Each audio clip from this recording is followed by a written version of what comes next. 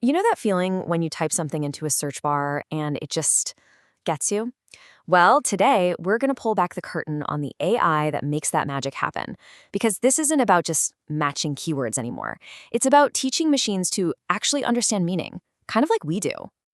All right, check this out. On the left, you've got your classic keyword search. You type in my dream watch, and it just goes looking for pages with the literal words dream and watch. Super literal, and honestly, it often misses the whole point. But then, on the right, you have semantic search. It understands what you mean. It knows dream watch is a concept, and what you're really looking for is your ideal watch. That little shift from just words to actual intent, it's a total game changer. So, how in the world do we get from literal words to understanding concepts? Here's the game plan. We're going to start with why keywords kind of fall short. Then we'll dive into how we translate our language into something AI can speak. After that, we'll see how it finds the perfect match. And finally, we'll put all the pieces together and sketch out a blueprint for a modern search app. Okay, first up, the problem with keywords. Let's really dig into why just matching words means your searches can sometimes go completely off the rails. And that leads us right to the solution, semantic search. You see, it's an approach that's all about digging deeper. It focuses on the intent and the context behind your words, not just the words themselves. And believe me, this one idea is the backbone of pretty much every smart AI app you use today. So, if the AI isn't just looking at words anymore, what is it looking at? Well, that brings us to our next section, where we get to see how AI translates our messy human language into the one thing a computer truly gets: numbers. The secret sauce here is a concept called an embedding. And don't worry, that technical term sounds way more complicated than it is. Really, an embedding is just a special list of numbers, a vector, that captures the meaning of a piece of text. A large language model cooks up this vector, and it's the absolute key to how AI gets the nuance of our language. So here's what that looks like in action. You start with your text, right? Let's say, my ideal watch. That phrase gets fed into a special embedding model, like OpenAI's very popular text embedding Ada 002. And what pops out the other side? That vector, that big long list of numbers that is basically the mathematical fingerprint of your phrase's meaning. So just how long is that list of numbers? Well, for this particular model, it's 1,536. That's right. Each one of those 1,536 numbers, or dimensions, captures a tiny, unique piece of the text's meaning. When you put them all together, you get this incredibly rich, complex fingerprint of the original idea. Okay, so we've turned our words into these super complex numerical fingerprints. Now what? Let's talk about how the AI actually sifts through a giant sea of these vectors to find the ones that are the closest match to what we're looking for. The technique for this is called nearest neighbor search, and it is, you guessed it, exactly what it sounds like. You take the vector for your search query, and you compare it against a massive collection of other vectors to find its closest neighbors in that crazy multidimensional space.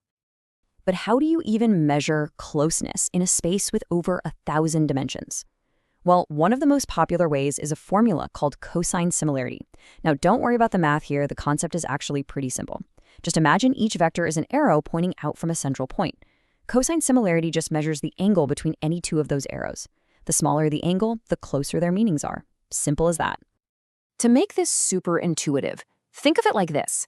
In this giant numerical space, things that mean similar things just naturally hang out together. So the vectors for shoes and boots and sneakers will all be clustered close by. But the vector for, say, camera? Yeah, that's going to be way off in a completely different neighborhood. Now look, we can all picture this stuff in 2, maybe 3 dimensions. But as this quote from a Microsoft developer points out, our human brains just can't wrap themselves around a 1,536-dimensional space. It's impossible. We have to lean on the raw power of computers and formulas like cosine similarity to do the navigating for us. All right, we've gone through the core ideas. Let's get practical now and connect all these abstract concepts to the real world. We're going to lay out the actual blueprint for building one of these semantic search applications from the ground up. First things first, where do all these vectors actually live? Well, they're stored in what's called a vector database or an index. You've got services like Azure AI Search, Redis, and Pinecone that are built specifically for this. They're optimized for lightning-fast nearest neighbor searches. But hey, if you're just starting out, you could even use a simple JSON file to get your feet wet. Now, before you can create embeddings for, say, a huge PDF, there's a really important prep step. It's called chunking. You've got to break that big document down into smaller bite-sized pieces. And here's a little pro tip. You want to make these chunks overlap a little bit. Why? Well, it makes sure that a single idea that starts at the end of one chunk and finishes in the next doesn't get chopped in half. It keeps the full context for the AI. So here it is, the whole shebang, the complete life cycle of semantic search. 1, you chunk your content. 2, you generate an embedding for every single one of those chunks.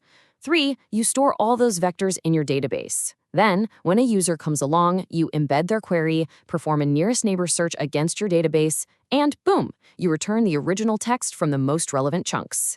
It's a really elegant and powerful system. So let's do a quick recap of the most important takeaways here.